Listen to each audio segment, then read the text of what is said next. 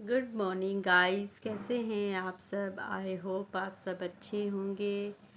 मैं भी अभी ठीक हूँ। मेरे जो शोल्डर में प्रॉब्लम आ रही है उसकी अभी मेडिसिन चल रही है अभी, तो मैं वो अभी खा रही हूँ। तो थोड़ा टाइम लग जाएगा, धीरे धीरे चीज़ ठीक होती है, एकदम कुछ नहीं होता। तो जो मुझे प्रॉब्लम मेरे शोल्डर की आ रही है तो वो भी दवाइयों से थोड़ा टाइम लगेगा मुझे। और आप बताइए मेरी यूट्यूब फैमिली कैसी है। और मैं आप लोगों से बताना चाहती थी, कल ना मैं ऑफ़िस से आ रही थी। ऑफ़िस जाती हूँ मैं, बस हाज़िरी लगती है मेरी। और जो मेरे साथ मैडम है वो बेचारे काम करते हैं, तो सर ने मुझे बोला कि अभी आप रहने दो काम करने को, तो जब तक आप ठीक नहीं होते और तब तक आप काम मत करो। और जो पम्मी मैडम हैं वो काम कर लेंगी, आप अभी रहने दो जब तक आपका शोल्डर ठीक नहीं होता। तो मैं रोज़ जाती तो ज़रूर हूँ ऑफ़िस, मेरी हाज़िरी लग जाती है। और काम में बहुत घट कर रही हूँ, जितना हो सकता है थोड़ा थोड़ा मैं, जितना मैं लगता है कि मुझे करना चाहिए उतना मैं कर रही हूँ। और बाकी काम पम्मी दीदी कर रहे हैं। और कल मैं ऑफ़िस से आ रही थी तो कोई ना मेरा पीछा कर रहा था कल। और आपको मैं क्या बताऊँ, मैंने जिस जगह उस बंदे को देखा था ना, ऑफ़िस से निकली थी मैं, उससे थोड़ी सी दूर जाके उस जगह से उस बंदे ने मेरा पीछा करना शुरू करा। धीरे धीरे धीरे मैं तो माथा टेकने गई थी।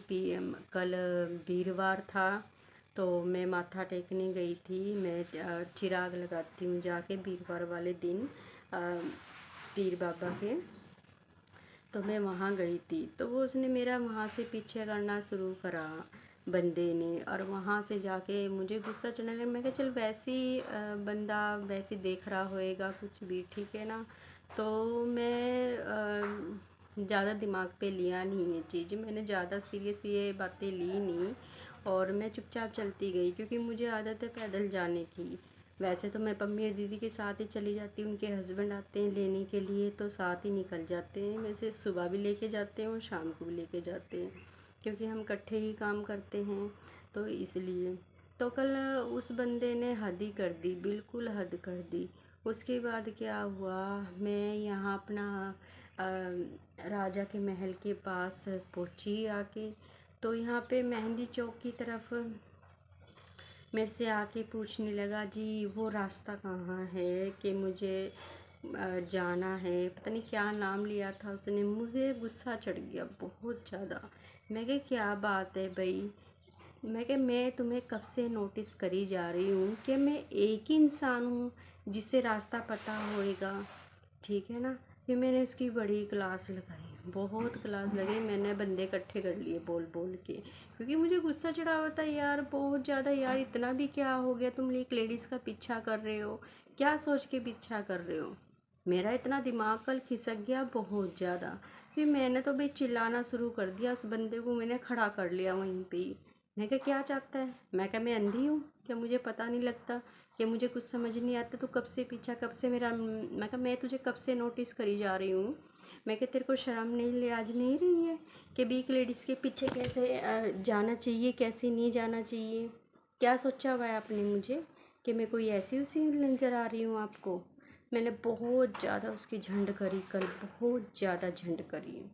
उसके बाद उसने फिर दोबारा मुड़ के ना पीछे नहीं देखा और सीधा ही अपना निकल गया।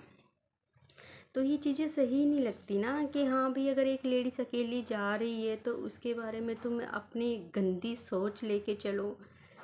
मुझे ये चीज़ें बिल्कुल पसंद नहीं है। जब मेरा दिमाग घूमता है ना तो फिर मुझे समझ नहीं आता कि मैं क्या कर बैठूँगी। तो फिर मैंने वही चीज़ उस पर हैवी कर दी। फिर मैंने घेर लिया उसको, फिर मैंने कॉलर पकड़ लिया उसका और बहुत गुस्सा चढ़ा मुझे उस बंदे पे बहुत ज़्यादा। मेरा इतना दिमाग ख़राब हुआ कि बस मैं आपको क्या बताऊँ यार। एक लेडीज़ की तुमने जीना हराम कर देते हो एक लेडीज़ का, कि भी वो अकेली घर से जा भी नहीं सकती, आ भी नहीं सकती, कहीं निकल भी नहीं सकती। मुझे इन चीज़ों से बहुत ज़्यादा खुंदक है, बहुत ज़्यादा।